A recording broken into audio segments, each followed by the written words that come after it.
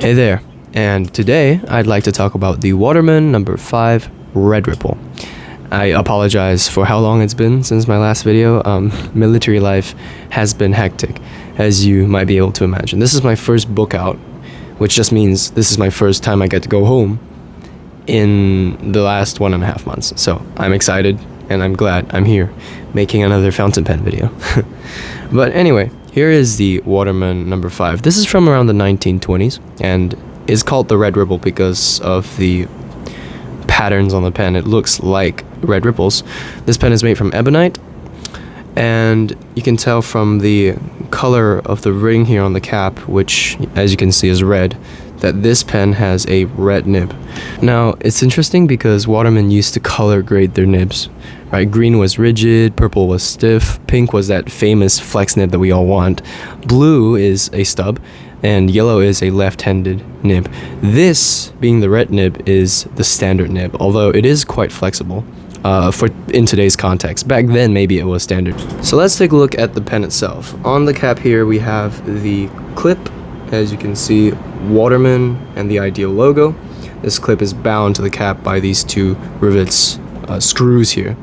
And you have a ball at the very end. Very vintage looking, very beautiful clip.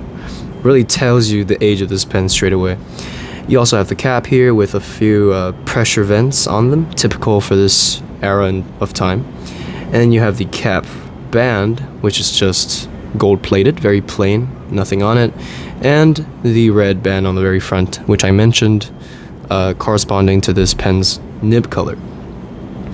Then you have the ebonite front finial, as well as the ebonite rear finial, but this one is marked with number 5, because this is the Waterman 5. And you have the barrel, which just has the lever, because this pen is lever filled. It has the Ideal logo on it, and you can just put your nails here, pull it up to fill up the pen. So that's the outside of the pen. Let's open up the pen. That takes about 3/4 of a rotation, and then you can see the section and the nib. The section is in the same material as the rest of the pen. This beautiful ebonite, very nice and comfortable to hold because it's almost got a soft texture. It definitely feels softer than metal and plastic. Then you have the threads, also very subdued. And because of this ebonite material, your hands don't really slip on this pen because ebonite feels almost like sticky. There's quite a bit of friction when you're writing with this pen between your fingers and the section. Then here you have the nib, the keyhole nib. You can see that breathing hole. It has the words red, Waterman, Ideal. This seems to be a medium nib. Although it looks more like a fine though. It writes definitely like a medium, perhaps because of how wet the nib is. Then you have that ebonite feed, and you can see the nib kind of droops down a little bit. This is also pretty typical of nibs from this time. I do actually prefer this because it gives more feedback when you're writing on the page. So that's the entire pen. Let's talk about likes and dislikes, but before that, let's do a writing sample. Okay, it's time for the writing sample, but first I have to apologize for the bad handwriting, which you'll be seeing soon enough, because the only writing I've been doing for the past month is field notes, and they are obviously not enough.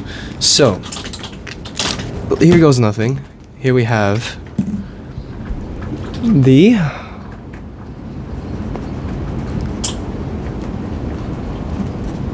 Waterman number 5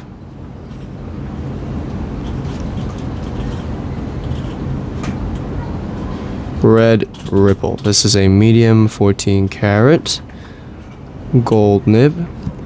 And the ink, this is one of my favorite inks of all time. The Pelican Apatite. Wow, that's quite ugly. Anyway, this pen is beautiful. It's a beautiful, beautiful writer. It's so smooth when you don't apply pressure, but when you do apply pressure, it gives you that beautiful flex. I'll show you that later. And also, it's extremely wet. So here we go.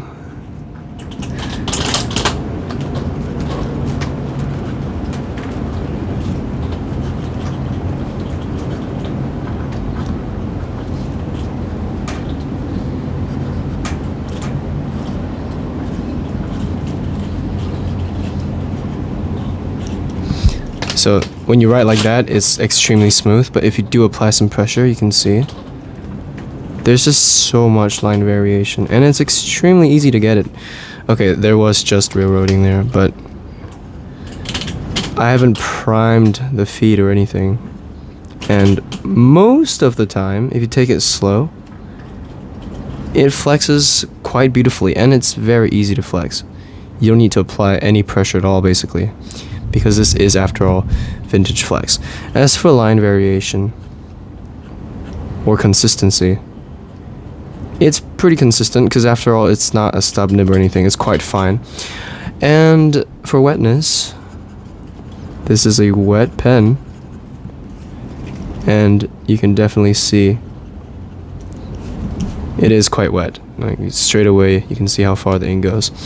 So this is just a beautiful pen to play around with. I might even play around with it a bit more right now, just for the sake of it.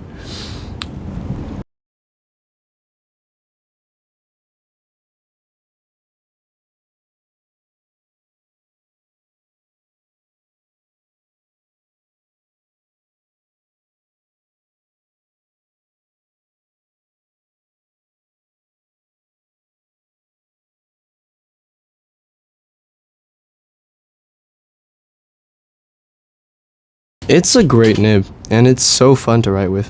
I mean, there was railroading here, but I was pushing it way too fast. Despite how ugly this handwriting is, it's still an absolute joy to write with. So, I think it's about time I talk about how I feel about this pen. So how do I feel about the Waterman number 5 Red Ripple? Well, I love it. I think it looks gorgeous. It's an absolutely beautiful classic look. It has this beautiful finish. It feels amazing in the hand. The material is amazing. It writes like a dream. It has that characteristic flex, but even when you're not flexing it, it's smooth and it writes consistently. It's reliable. It never fails me, right? And it's a vintage pen that's almost 100 years old. That just makes it so much more special. Every time I hold it in my hand, I feel like it has a story to tell. I think of everyone who's held it before I did. And I think that goes for most vintage pens, just that special story that they're able to tell that modern pens cannot replicate. And for this pen, that is especially the case. And it's kind of expensive. I mean, well, okay, it is expensive, but when you're getting a pen this special, I think price is less of a priority. All right, value for money is not so much your concern when you're getting something like this. So what do I not like about it? Well, not much. The one thing is that the ink can leak into the cap sometimes if there's pressure changes and if you shake it around too much, but that's just pretty common with vintage pens like this. Besides that, I've never had a problem with it. Perhaps the material can be a bit more resistant, because if you do get a few droplets of water on this, the material will fade if you don't wipe it off fast enough. But there's really not much to dislike about this pen, and I'm glad that's the case. So that's my thoughts on this pen. I hope you have a good day. See you in the next one.